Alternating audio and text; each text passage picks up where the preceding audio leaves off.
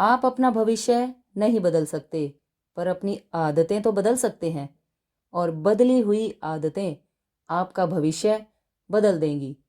Welcome to subscribers of target 100 mathematics. हाँ जी, 12th class, ले आइए नोटबुक और पेन रोहतक प्री बोर्ड 2 का सेक्शन डी करने के लिए। इस सेक्शन में 5 मार्क्स के 4 क्वेश्चंस हैं। Question number 32, solve the system of following equations using matrix method. Matrix method का यूज करके हमें एक्स, वाई और जेड की वैल्यू कैलकुलेट करनी है।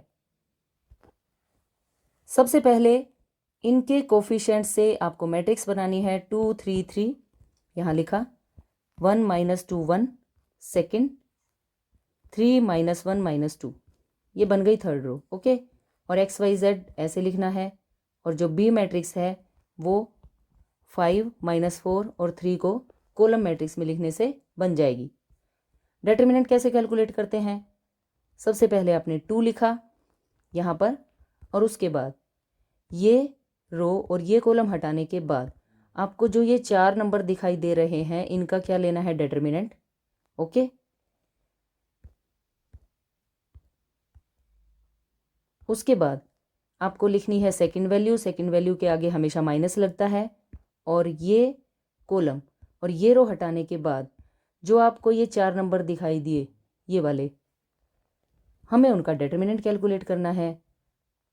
ओके, सिमिलरली थर्ड, ये वाला +3 आपने यहाँ लिखा, और ये कॉलम और ये रो हटाने के बाद आपको जो ये 4 नंबर दिखाई दे रहे हैं उनका डिटरमिनेंट ऐसे। ओके, नाउ 2 2 ज़ा 4, 1 1 ज़ा 1, माइनस का 1 है तो प्लस का 1 हो जाएगा। ये दोनों माइनस प्लस बन जाएंगे। अंडरस्टैंड? सिमिलरली क्रॉस मल्टीप्लाई करके सब्ट्रैक्ट करेंगे, यहाँ भी ऐसे ही होगा। इन्हें सिंप्लीफाई करने से आ जाएगा 40, जो नॉट इक्वल टू 0 है, यानी ये नॉन सिंगुलर है और ए इनवर्स एग्जिस्ट करता है। उसके बाद हमें कैलकुलेट करने हैं कोफैक्टर्स।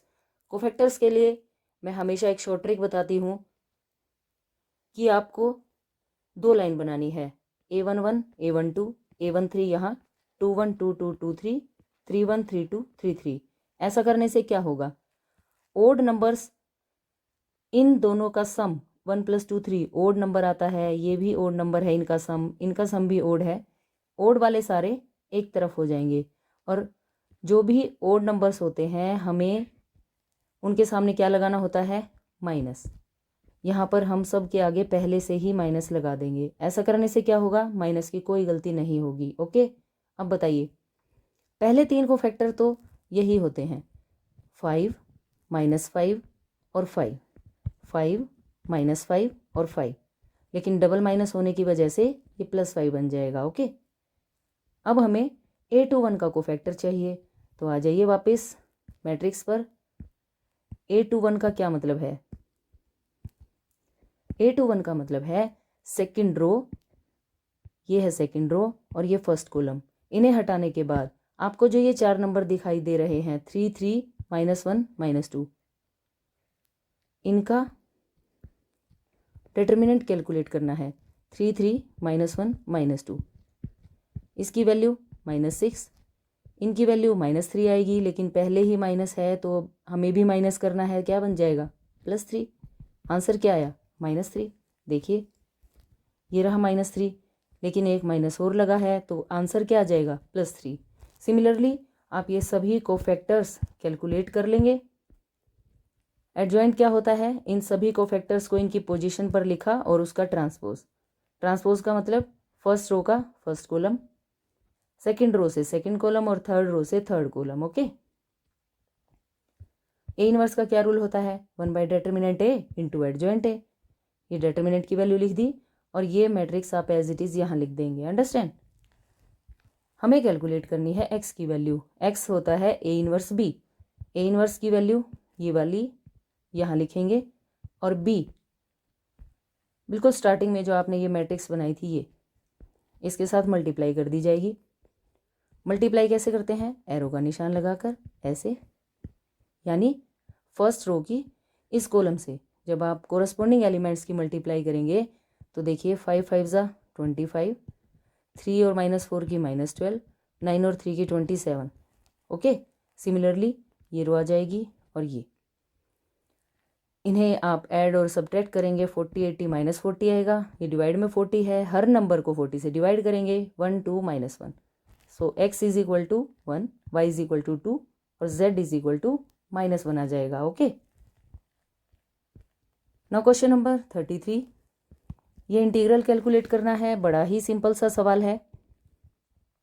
सबसे पहले आप इंटीग्रल को अलग अलग कर देंगे, logarithm x dx plus again integration 1 upon logarithm x का होल स्क्वायर और dx। ओके, अब यहाँ पर आपको दूसरा फंक्शन मानना है 1 अपनी तरफ से। ओके, और अब हम यहाँ आइलेट वाला रूल लगाएंगे, इंटीग्रेटिंग बाय पार्ट्स, इसे मान लीजिए फर्स्ट फंक्शन और 1 को मान लीजिए सेकंड।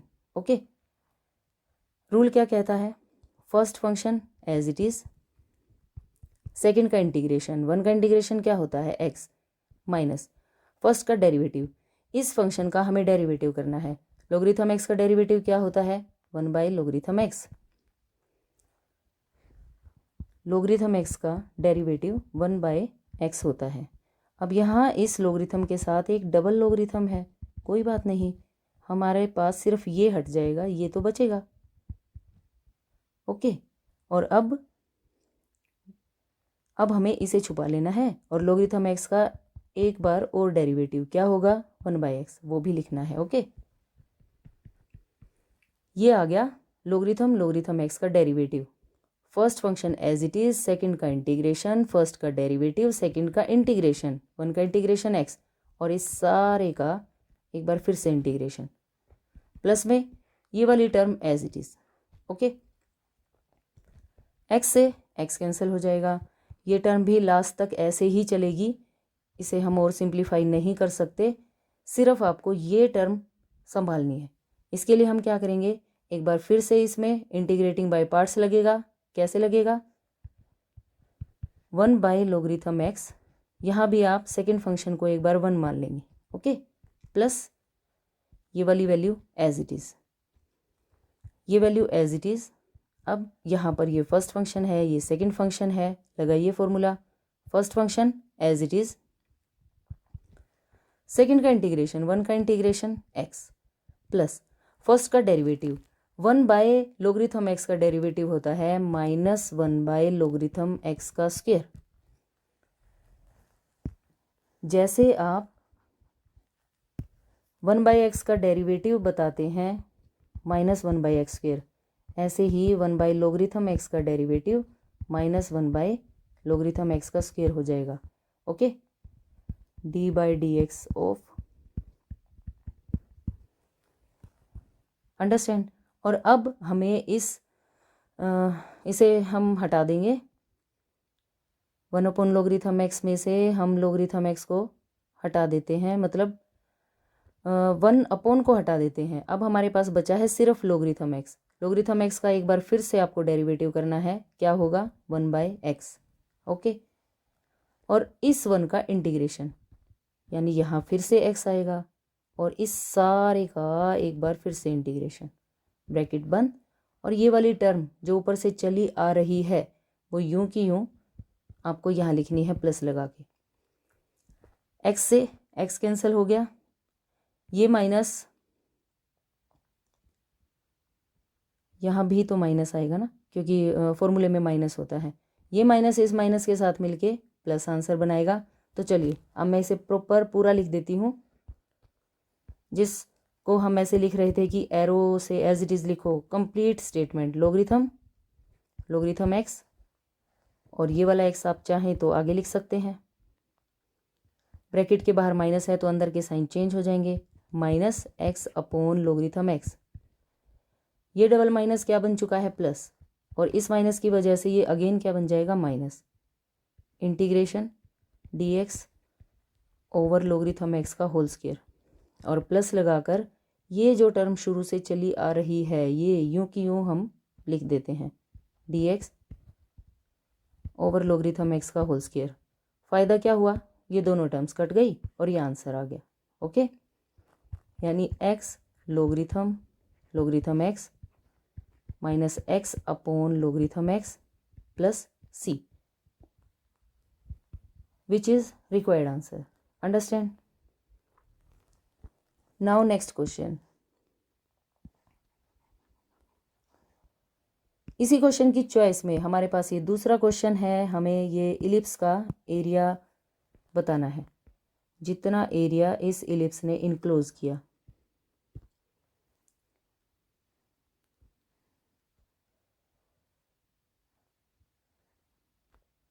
सबसे पहले हम एक इलिप्स बना लेते हैं।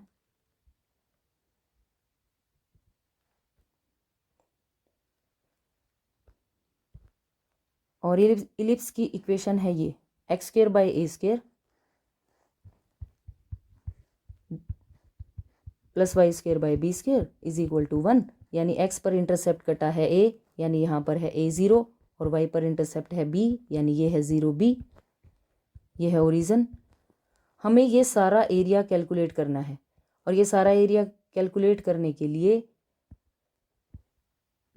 हमें सिर्फ इस पोर्शन का एरिया कैलकुलेट करना होगा, और अगर मैं उसे 4 से मल्टीप्लाई कर दूंगी तो कंप्लीट एरिया आ जाएगा। ओके, लेकिन उससे पहले हमें इस इक्वेशन से y की वैल्यू कैलकुलेट करनी है। देखिए कैसे करेंगे, Y square by B square as it is, plus के नंबर दूसरी साइड जाकर माइनस में चेंज हो जाएंगे।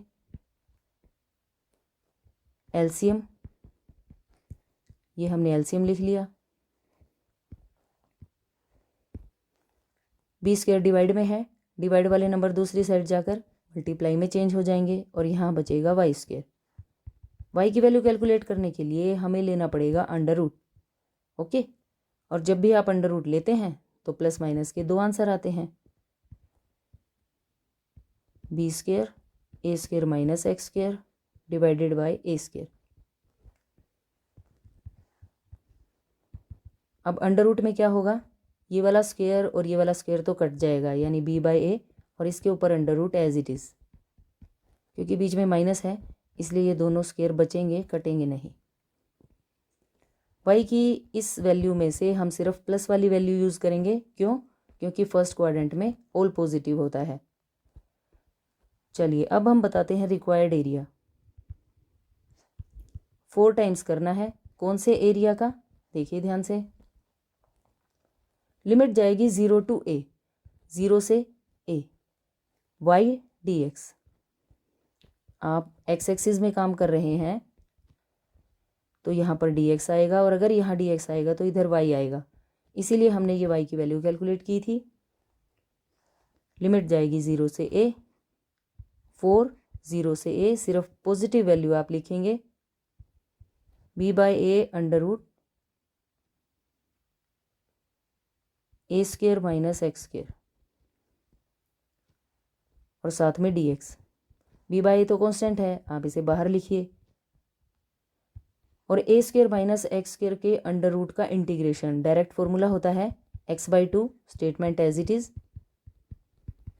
Plus a square by 2 sine inverse x by A.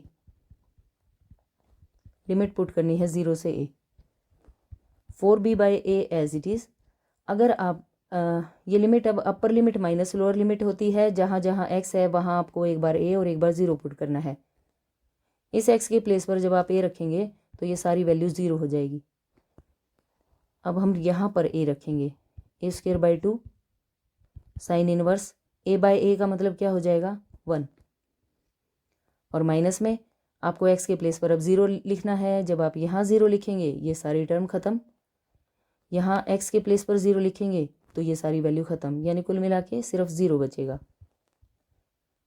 4b by A square by 2 sine inverse, sine में वैल्यू कब होती है 1 पाई बाई 2 यानी 90 पर। ऐसा करने से ये दोनों टर्म्स कैंसिल हो जाएंगी। 4b by A square by 2, और यहाँ पर है पाई बाई 2। देखिए 2 2 ज़ा 4, 2 से 2 कैंसिल हो गया, एक ए कट गया, यहाँ से b, यहाँ से a और यहाँ से पाई, या फिर आप ऐसे लिख सकते हैं पाई ए बी। ओके, ये कंप्लीट एरिया आ गया जो इस इलिप्स ने कवर किया है। अंडरस्टैंड? सिंपल सा क्वेश्चन है, इक्वेशन से आपको y कैलकुलेट करना है, और रिक्वायर्ड एरिया के लिए 4 times 0 to a y dx। यहाँ डायरेक्ट रूल अप्लाई होगा, upper limit minus lower limit, और ये answer. Okay, now question number 34। Find the shortest distance between the lines whose vector equations are. इन दो lines के बीच में हमें शॉर्टेस्ट डिस्टेंस बताना है। देखिए, सबसे पहले इन लाइन्स को हमें थोड़ा ठीक से लिखना पड़ेगा। r is equal to 1 plus t i 2 minus 3 t j और 3 प्लस 2 टी के। देखिए ध्यान से, यहाँ पर हमें इन को वेक्टर, इस लाइन को वेक्टर फॉर्म में लिखना है थोड़ा अच्छे तरीके से, जहाँ पर ए और बी यानी पासिंग पॉइंट और डायरेक्शन रेशियोज आपको साफ साफ दिखाई दें। इस आई की इन दोनों से मल्टीप्लाई, यानी आई प्लस टी आई। सिमिलरली जे की 2j माइनस 3tj और के 3k प्लस 2tk। ये आई वाला नंबर, ये जे वाला और ये 3k वाला, ये आपको एक ब्रैकेट में लिखने हैं। आई प्लस 2j प्लस 3k ऐसे, ये हो गया पासिंग पॉइंट। और जिनमें टी है 1 2 3, इन तीनों में से आपको टी को कॉमन लिखना है। यहाँ से क्या बचा, आई, यहाँ से बचेगा माइनस 3j, यहाँ से 2k प्लस का। ओके, ये हमारे पास r is equal to a plus lambda b type वाली वेक्टर इक्वेशन बन गई। ओके, ये पासिंग पॉइंट है, ये डायरेक्शन रेशियोज हैं। सिमिलरली सेकेंड जो इक्वेशन है उसे भी हम ऐसे ही लिखेंगे। देखिए, अब हम इसे डायरेक्ट लिखेंगे। डायरेक्ट कैसे लिखते हैं, 4 के साथ i, 5 के साथ j और 6 के साथ k, यानी 4i 5j 6k। ये तो हो गया पासिंग पॉइंट। और जो बाकी की टर्म्स बच गई उसमें से आप s को कॉमन लिख लेंगे। ब्रैकेट में क्या बचेगा, 2i plus 3j plus k। Okay, ये हमारे पास अगेन दूसरी इक्वेशन भी इसी फॉर्म में आ गई। ओके, ये वाली वैल्यू है a1 की, ये a2, ये b1, ये b2। शॉर्टेस्ट डिस्टेंस का क्या फॉर्मूला होता है, शॉर्टेस्ट डिस्टेंस का फॉर्मूला होता है b1 cross b2 dot a2 minus a1 divided by b1 cross b2 की लेंथ। और डिस्टेंस कभी नेगेटिव में नहीं होता, इसलिए ये बाहर वाला मॉडुलस। इसके लिए हमें a1 a2 b1 b2 की ज़रूरत पड़ेगी। ये a1 है, ये b1, ये a2 है, ये b2। ये सारी बातें हम लिखेंगे। i plus 2j plus 3k और a2 है 4i plus 5j plus 6k। Okay, और यहाँ पर b1 की value i minus 3j plus 2k और b2 की value 2i plus j plus k। सबसे पहले कैलकुलेट करते हैं a2 minus a1। घटाइए, 4 minus 1 3, 5 minus 2 3, 6 minus 3 3। ये तो आ गई वैल्यू a2 माइनस a1 की। अब हम कैलकुलेट करेंगे b1 क्रॉस b2। इसके लिए b1 क्रॉस b2 के लिए हमें सिर्फ ये कोफिशिएंट्स चाहिएंगे। पहली लाइन लिखी जाएगी i j k में, पहली रो। और अब कोफिशिएंट 1 माइनस 3 2, यहाँ से 2 1 1। और अब इस डिटर्मिनेंट को हम सिंप्लीफाई करेंगे, जैसे हम डिटर्मिनेंट सोल्व करते हैं। i, इनकी क्रॉस को सब्ट्रैक्ट करना है, माइनस 3 माइनस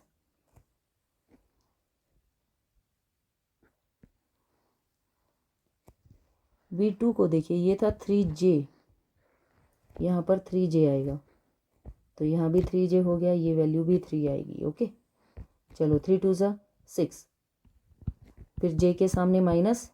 अब इनकी क्रॉस 1 की 1 के साथ, 2 की 2 के साथ, प्लस k। अब ये वाली क्रॉस 3, पहले ही माइनस है इसलिए प्लस हो जाएगा, और 3 2 ज़ा 6 माइनस 9i प्लस 3j। क्यों, क्योंकि ये आएगा -3 और -j के साथ +3j प्लस 9k। ये आ गई B1 क्रॉस B2 की वैल्यू। अब हमें इसकी लेंथ फाइंड करनी है। लेंथ का मतलब इसके कोफिशिएंट्स के स्क्वायर का सम ये और उसका अंडर रूट 81 9 81 इनका सम कितना हो जाएगा 171।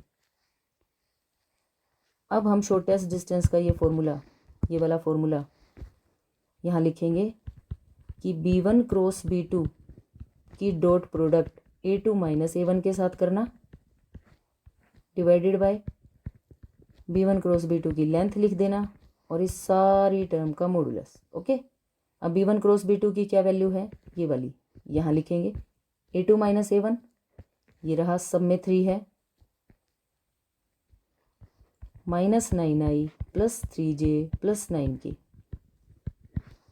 सब में 3 था 3i plus 3j plus 3k ये होगी डॉट डिवाइडेड मॉडुलस और लेंथ है अंडर रूट 171 ऐसे। डॉट प्रोडक्ट में 9 3 ज़ा 27 माइनस का 3 3 ज़ा 9 प्लस का और 9 3 ज़ा 27 प्लस का 171 ये दोनों टर्म्स कैंसिल हो गई मॉडुलस भी हट जाएगा यानी 9 171 19 9 ज़ा 19 निम्मे 171 ये 9 अंडर रूट से बाहर आकर 3 बन जाएगा। अंडर रूट 19 का आप रेशनलाइजेशन कर दीजिए 3 3 ज़ा 9 इन दोनों की multiply under root 19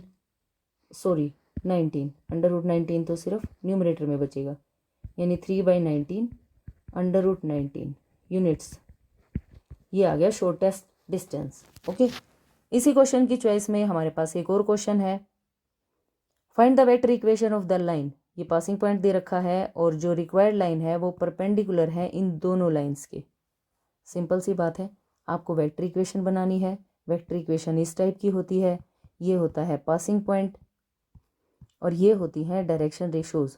okay, passing point हमें ये दे रखा है, इनके पीछे आई जे के लगाइए तो ये ए तैयार हो गया। और डायरेक्शन रेशोज के लिए अपनी लाइन की डायरेक्शन रेशोज मान लीजिए B1 B2 B3 इसके परपेंडिकुलर है तो इन दोनों की डॉट प्रोडक्ट 0, इसके भी परपेंडिकुलर है तो इन दोनों की डॉट प्रोडक्ट 0। वहाँ से इनकी वैल्यूज आ जाएंगी जिसको यहाँ पुट कर देना, लाइन की वेक्टर इक्वेशन आ जाएगी।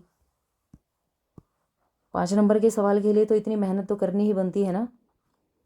चलिए, क्वेश्चन बिल्कुल आसान है, क्वेश्चन में कोई दिक्कत नहीं। और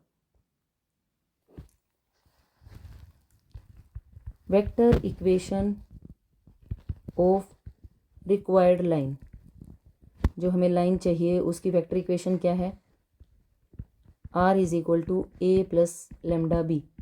ओके, पासिंग पॉइंट दे रखा है आपको, पासिंग पॉइंट ऑफ लाइन है 1 2 -4, इसलिए A की क्या वैल्यू हो जाएगी, आई जे के लगा दीजिए, I plus 2j minus 4k। ये काम का नंबर है, बाद में यहाँ पुट करने के काम आएगा। ओके, इसको आप फर्स्ट इक्वेशन बना सकते हैं। अब हमें क्या करना है, मान लेनी है let direction ratios of required line, जो हमें आंसर लाना है उस लाइन की डायरेक्शन रेशोज क्या मानेंगे, B1 B2 B3। Okay, equations of given lines, जो लाइंस हमें दे रखी हैं ये दोनों लिख लीजिए यहाँ, x minus 8/3 y plus 19/-16 z minus 10/7 and x minus 15/3 y minus 29/8 और z माइनस 5/-5। ओके, अब आपको बताना पड़ेगा कि ये लाइन परपेंडिकुलर्स हैं since required line is perpendicular to both these lines, इन दोनों ही लाइंस के परपेंडिकुलर है। सो डायरेक्शन रेशोज की प्रोडक्ट का सम कितना होना चाहिए, 0, यानी 3 के साथ B1 3 B1 -16 के साथ B2 -16 B2 और 7 के साथ B3 प्लस 7 B3 किसके इक्वल होना चाहिए 0। सिमिलरली इन नंबर्स को यूज़ करेंगे 3B1 plus 8B2 minus 5B3 is equal to 0।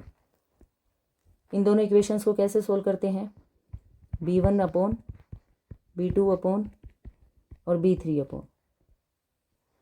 B1 में क्या लिखा जाएगा, आप इसे छुपा लीजिए और जो नंबर्स आपको दिखाई दे रहे हैं कोफिशिएंट्स लिख लीजिए -16, 7, 8, -5। ओके। B2 में क्या करना है, आपने B2 को छुपा लेना है 3, 7, 3 -5। ओके। और B3 के लिए आप B3 को गायब कर दें और ये वाले नंबर लिख लें 3, 3, -16 और 8। Understand.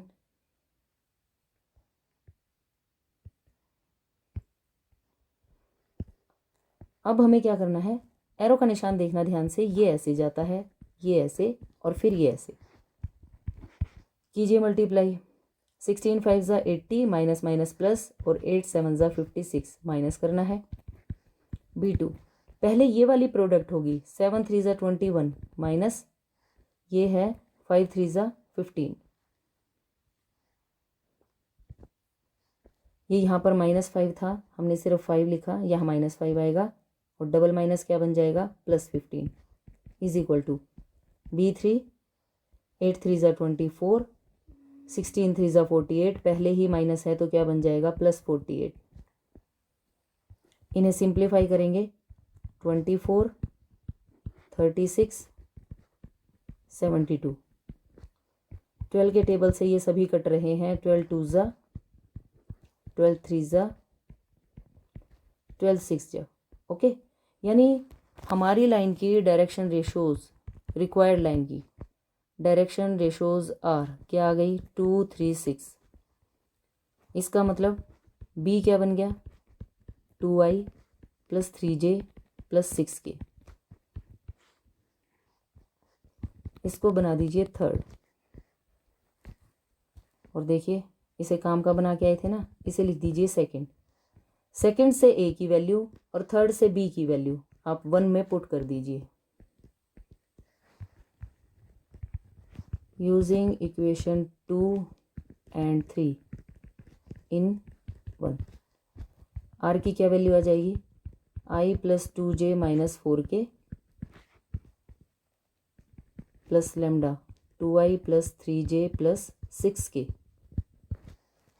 Which is required equation of line. Okay. Now question number 35, ये लास्ट क्वेश्चन है इस सेक्शन का। हमें लीनियर प्रोग्रामिंग का क्वेश्चन दिया गया है, मिनिमाइज करना है z को, ये हैं कंडीशंस और क्वेश्चन है बिल्कुल इजी। सबसे पहले आपको इन इक्वेलिटीज़ के ग्राफ बनाने हैं, उसके लिए टेबल बनानी पड़ेगी। अगर x की वैल्यू 0 रख दी जाए तो y10, y की वैल्यू 0 रख दी जाए तो x10। 2 पॉइंट्स काफ़ी होते हैं एक लाइन को ड्रॉ करने के लिए। x को 0 लिखा तो y20, y को 0 लिखा तो x60। x और y इसमें इक्वल हैं, 0 पे 0, 1 पे 1, 5 पे 5, 15 पे 15, कोई भी आप दो वैल्यूज़ ले सकते हैं। और x > 0, y > 0, यानी x और y दोनों पॉजिटिव होने चाहिए। इन टेबल्स का यूज़ करके आपको ये ग्राफ बनाना है। ये है x एक्सिस और ये है y एक्सिस। x पर लेना 10 20 30 to 60 और y एक्सिस पर 5 10 15 20। जैसे हमें ये पॉइंट देखना है तो आपको सिर्फ y के प्लेस पर y की वैल्यू 10 देखनी है, जो कहाँ है यहाँ x की वैल्यू 10 देखनी है। ये इन दोनों पॉइंट्स को जब आप ज्वाइन कर देंगे तो ये लाइन आ जाएगी x + y = 10 वाली। यहाँ पर y की वैल्यू देखनी है आपको 20, ये रही, x की वैल्यू 60 देखनी है, ये इन दोनों को ज्वाइन कर दिया और ये लाइन आ गई x + 3y = 60 की। x = y में ये आ जाएगा 1 1 5 5, कोई भी आप दो पॉइंट लें, ये है 0 0 और हमने ये लाइन बना दी। ओके। अब देखिए शेडेड एरिया किस तरफ होगा, x + y के साथ लगा हुआ है > 10। ये है लाइन 10 वाली और इससे ग्रेटर, ग्रेटर का मतलब मुझे इस लाइन से उस तरफ जाना है। 60 वाली में लेस आना है, ये है 60 वाली लाइन, इस लाइन से इस तरफ आना चाहिए। x less than equal to y, यानी y की वैल्यू बड़ी है, x की वैल्यू छोटी है। अब y की वैल्यू बड़ी किस तरफ है, इस तरफ, ऐसे। ओके, इस लाइन से इधर जाइए, यानी यहाँ, इस लाइन से अंदर आइए और इस लाइन से यहाँ। It means this area is shaded area, ये वाला एरिया शेडेड है। ओके, इसे आप अपने पेन पेंसिल से किसी से भी ऐसे शेड कर देंगे, ये एरिया है शेडेड। और अब हमें इसका बताना है मिनिमम। मिनिमम कैसे बताएंगे, इसके लिए हमें ये जो इंटरसेक्टिंग पॉइंट है इनकी ज़रूरत पड़ेगी। इन्हें कैसे सोल्व किया जाता है, जिन दो लाइंस के काटने से ये इंटरसेक्टिंग पॉइंट आया उनकी इक्वेशंस को आप सिंप्लीफाई कर लीजिए। जैसे ये पॉइंट कैसे आया है, इस लाइन से और इस लाइन से, यानी x plus y is equal to 10 और x is equal to y. ये वैल्यू आप यहाँ पुट कर दीजिए, x की वैल्यू रखना y plus y is equal to 10, 2y is equal to 10। y की वैल्यू कितनी आ गई, 5, और जितना y है उतना x, इट मीन्स x की वैल्यू भी कितनी आ जाएगी, 5। So this point is 5, 5। Okay, similarly हम ये वाला पॉइंट कैसे कैलकुलेट करेंगे, इस इक्वेशन को, इस लाइन की इक्वेशन को x plus 3y is equal to 60 और इसे सिंप्लीफाई करने से x plus 3y is equal to 60, x और y की वैल्यू इक्वल है, आप यहाँ पर y लिख सकते हैं। y प्लस 3y कितना हो जाएगा, 4y is equal to 60, y की वैल्यू कितनी आ गई, 15। अब जितना y उतना x, इट मीन्स x की वैल्यू भी 15 आ जाएगी, यानी ये पॉइंट क्या हो गया, 15, 15। ओके, तो ऐसे तो हमें ये इंटरसेक्टिंग पॉइंट ढूंढने हैं। जितना एरिया शेडेड है उस शेडेड एरिया के आपको चारों कॉर्नर पॉइंट्स पता होने चाहिए। देखिए, हम इस पॉइंट को मान लेते हैं A, ये वाला पॉइंट है B, ये वाला पॉइंट है C और ये वाला पॉइंट है D। ओके, A पॉइंट के कोऑर्डिनेट्स क्या बने, ये 10 है, x तो है ही नहीं यहाँ, y की वैल्यू 10। B पॉइंट्स के कोऑर्डिनेट्स तो हैं ही 5, 5। C के क्या हैं, 15, 15। और D के, ये x की वैल्यू नहीं है यहाँ पर, y की वैल्यू है 0, 20। z की क्या वैल्यू है, 3x प्लस 9y, और हमें इसे क्या करना है, minimise. z is equal to 3x plus 9y।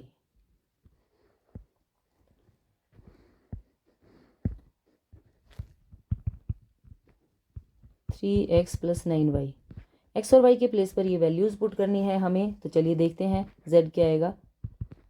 अगर आपने x के प्लेस पर 0 और y के प्लेस पर 10 रखा, 10 9 ज़ा 90, 5 5 रखें, 5 3 ज़ा 15, 9 5 ज़ा 45, दोनों का सम 60। 15 15 रखें, x और y दोनों की वैल्यू 15 15, 15 3 ज़ा 45, 15 इंटू 9 125, इन दोनों का सम 180। ओके, यहाँ 135, तभी सम 180 आएगा, 15 9 ज़ा 135। और जब आप 0 20 रखेंगे, 0 रखने से ही वैल्यू ख़त्म, 20 9 ज़ा 180, तो ये आ गया 180। ओके, ये वैल्यूज़ आ गई हमारे पास। अब इनमें सबसे छोटी वैल्यू कौन सी है, ये 60 वाली। It means z is minimum at b, point जो है वो b है और वो क्या है, 5 5। बस हमें यही बताना था कि इसकी मिनिमम वैल्यू क्या होगी। That's it. इसी के साथ ये सेक्शन फिनिश हो गया। मुझे उम्मीद है कि सभी क्वेश्चंस आपको अच्छी तरह से समझ आ गए होंगे। Thanks for watching. वीडियो को ज़्यादा से ज़्यादा लाइक करें, शेयर करें और चैनल को subscribe. Bye bye, take care.